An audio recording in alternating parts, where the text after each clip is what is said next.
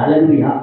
அப்போ இந்த வாழ்க்கையிலே, இந்த உலகத்திலே நாம் வாழ வேண்டும். எதற்காக நாம் வாழ வேண்டும், எதற்காக நாம் பிறந்தோம் அப்படின்னு சொல்லி பார்க்க போனா வசனம் சொல்லப்படுகிறது. ரோமருக்கு எழுதின நிருபம் 14வது அதிகாரம் 8வது வசனத்துல, நாம் பிழைத்தாலும் கர்த்தருக்கு என்று பிழைக்கிறோம், நாம் மறைத்தாலும் கர்த்தருக்கு என்று பிழைக்கிறோம். அதாவது எப்படிப்பட்ட தீர்மானம், எப்படிப்பட்ட டெசிஷன் நீங்க எடுக்கணும்னா, ஆண்டவருக்குள்ளாக வந்த பிறகு நான் வாழ்ந்தாலும் ஆண்டவருக்காக வாழுவேன். அல்லேலூயா.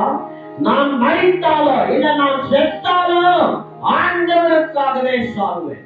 அல்லேலூயா. அப்படிப்பட்ட தீர்மானத்தை நாம் எடுக்க வேண்டும் என்று சொல்லி இங்க வசனம் சொல்லப்படுகிறது. அல்லேலூயா, அல்லேலூயா.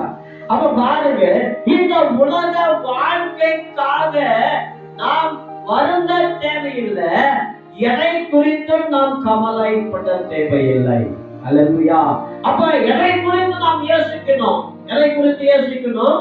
தேவனுடைய ராஜ்யத்தை குறித்து நாம் யோசிக்கணும். ஒரு ஆமென் சொல்லுங்களேன். அல்லேலூயா. அப்ப தேவனுடைய ராஜ்யம் என்னுடைய வாழ்க்கையிலே ஆபரேட் ஆகணும். தேவனுடைய ராஜ்யம் என்னுடைய வாழ்க்கையில நடக்கணும், என்னுடைய பிள்ளைகளுடைய வாழ்க்கையில நடக்கணும் அப்படின்னு சொல்லி நம்ம யோசிக்கும் போதுதான் நம்முடைய வாழ்க்கையிலே நல்ல ஸ்தானத்துக்கு நாம் வர முடியும். அல்லேலூயா.